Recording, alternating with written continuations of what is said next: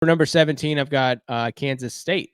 Kansas State is a team that I'm actually pretty high on. I think that this is one of those teams who got better this offseason and are making the Big 12 better and more marketable as a whole. I actually have them behind OU and Texas, but that's because I'm also very high on them.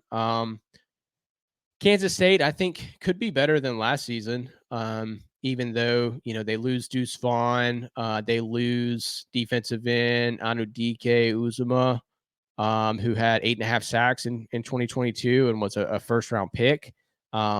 They also took a hit on cornerback with Julius Brents being gone. He was taken in the second round. He forced 5 turnovers last year. Was a lockdown corner. And they also lost a safety in Josh Hayes, who was taken in the 6th round and was third in tackles on the team. So you read all that and you say, well, how the heck are they going to get better? Well, they did go in and add running back Trayshawn Ward, who I think is probably a better running back than Deuce Vaughn. And I think he's kind of a top 3 round, NFL type talent coming out of Florida State. And he was actually the number 2 running back for the Noles last season. He had 628 yards and 7 touchdowns, and was just kind of, not really getting as many snaps and as many carries as he would have liked. But he should come in and be a big role in this offense. And to replace, actually not to replace a wide receiver, but they also to bolster their offense, they go in and add Keegan Johnson, wide receiver, who transferred from Iowa and is going to play the X receiver for Kansas State.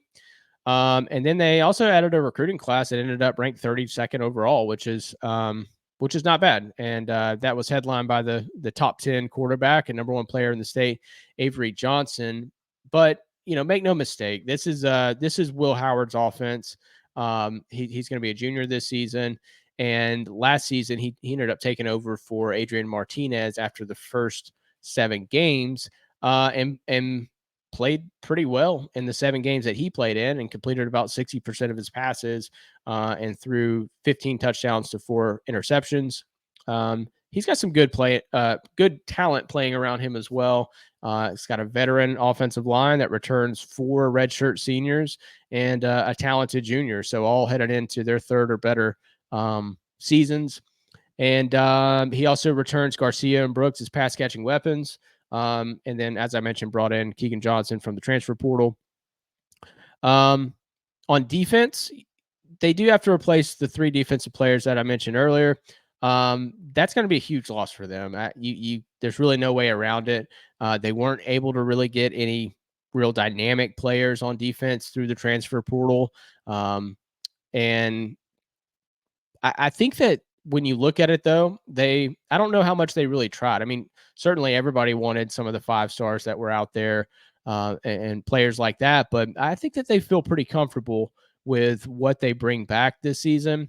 Yeah. And overall, I mean, I have them at 8.5 wins whenever I really break this down. But if you're making me choose, right, I'm looking at this. Texas is the only real definite loss that I see on the schedule. Everyone else is winnable. This is a team, I guess technically the ceiling could be 11-1, but I'm gonna stop shy of that. I'm gonna say that they go 9-3 this year, and end up with a pretty great bounce back from last season.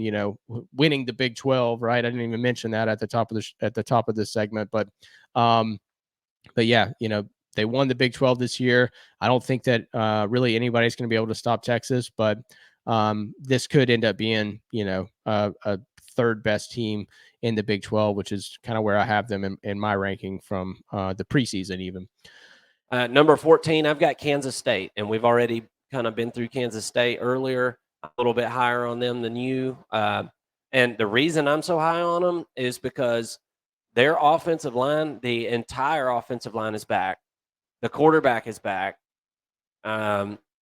They've got a couple wide receivers they got through the portal. I just think the offense is going to be really good, and it's going to be something that's really hard for your average Big 12 team to deal with.